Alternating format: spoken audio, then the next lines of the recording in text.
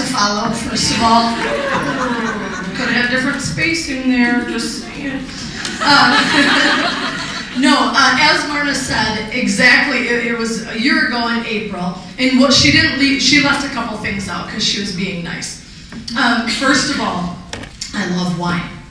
And when we met, the winos, I love it. There we are, there's the crowd. And when we met, I was pregnant.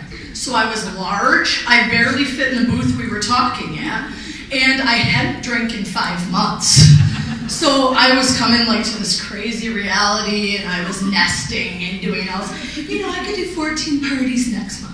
Marta didn't look at me like, uh-oh, Prego went crazy. She's like, oh, okay, how many parties do you have? 1. Oh, this is so doable. Oh, okay, yeah, great, right?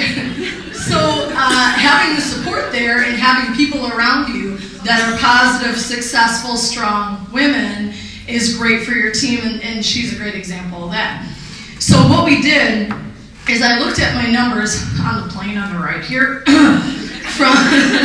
because that's how we all operate. You know you'd be doing the same thing. From January of 2012 to January 2013, and compared. And a couple of those months in there when I started looking and comparing 1 year of when I had a full, had a part-time job, had been selling for a while. Parties I did were good and it was really fun, but we're gonna have a baby and I want it to be my full-time job and we've got to make X number of dollars a month and et cetera, et cetera, et cetera.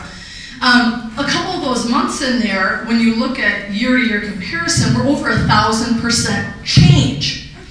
So if you can sit here tonight and think 1 year from now, if my business has increased by 1,000%, where you'll be at.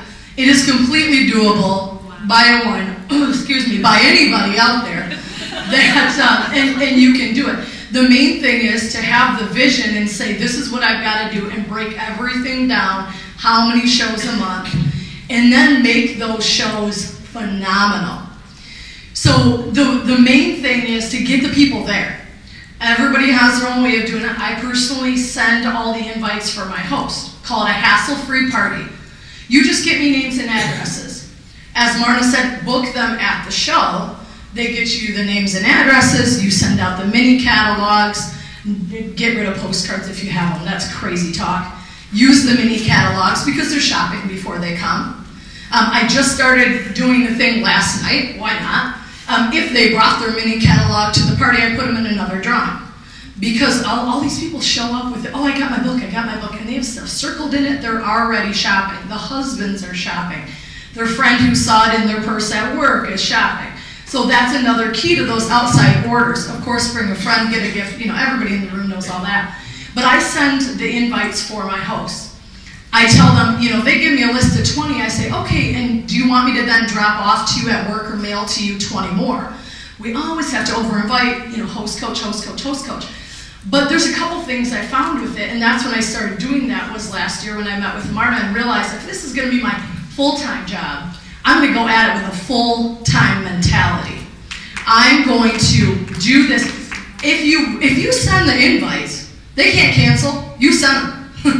They're like, oh, you already invited everybody? I guess we'll just have it. I mean, you know what I mean? If the people are already coming, and it's my house and I live here, I guess I'll just show up. They're really, your cancellation rate can go way, way down because you already did all the work for them. Now, you keep them vested in the party because you want them involved. Obviously, if you do everything, they're not going to be as hyped up about making it a big party and getting everybody there because, oh, I just gave her names and addresses. But what they talk about at the show is all I had to do was give her names and addresses. It's so easy. That makes it hassle-free. If you make it that easy for hosts to have, future hosts to have parties and your hosts are talking about it, bookings, bookings, bookings. So then you get to the show. So you get your booking solid, you're getting in front of people. All of a sudden you're not on the calls making all these, oh, I really don't like you, and you're such a to me, but I really need a party. Like Marna said, people can smell it that you need it. Instead, they get to the show, you put on a performance. You rock out with your rock crock. That's a different company. But you perform. You don't just go there and kind of, and this is this, and this is this. You go there, you're excited, you're talking about everything. You're making recipes that people love, etc., etc. People are drawn to that. They love the energy, they love the excitement. Oh, it's easy to host a party. Well, I'll do this at my house, not a big problem. The key, though, is the Rock Crock. Getting to that is a new product comes out, and the Rock Crock's a good example. I just keep consciously saying Rock Crock because, I'm just really worried about saying something off there. But anyways, a new product like that comes out, you're up there, you're excited. It is our stoneware meets cookware. It's all the awesome versatility of stoneware. It retains heat like stoneware. It's great like cookware. It's on the stove. You can go from stove top to oven to broiler to microwave. Take it out on the grill. This can do everything. Less dishes. You solve the problems. Something I did at a party last night was, and we have been doing a tailgate theme. Go around, and because at the end of the summer, Marna and I were talking, you start to get, okay, I was doing all outdoor grill parties. I did 4 months of parties without an oven. Not a single time oven or stove for 4 straight months. All outdoor grilling parties or using the microwave only to show how Pampered Chef can offer that in the summertime. Short summertime, but we did it. And now we're getting back into the oven and things like that. But at the end of the summer, it started to get, what else can we do? We know about the Rock Crock, but we don't want to talk about it. You know, that whole thing, I don't want to get rid of bookings. I don't want to jinx myself out of this catalog because that one's not here yet. You know, that type of thing. What else can we do? We were doing a tailgate thing. Because in the beginning, you want people not to feel like awkward bridal shower feeling, but the let's get everybody involved and comfortable, an icebreaker. So if you've been invited to a tailgate party, what would you bring? So they go around, they're selling products to each other. This has worked awesome for my new consultants. They don't have a lot of things besides the kit. They may not be as comfortable getting up in front of people and just rattling off about all the awesome different things that our products do. So my new consultants on my team have been using it because it allows the guests that are at the party to sell stuff to each other. So what they do, what would you bring to a party? Inevitably somebody says taco salad. Oh yes, I love our 8-quart collapsible bowl. It's on page blah, blah, blah. I mean, you have to be witty. You have to be with it and really kind of, know. Somebody says baked beans, deep cover baker. So a lot of items that maybe you're not doing in your demo, you can let the catalog sell. I'm going to incorporate that at express shows in late November, December. Maybe you're doing just a really quick demo, but you want to cross-sell things in a book that that you don't have with you or that you're not demoing.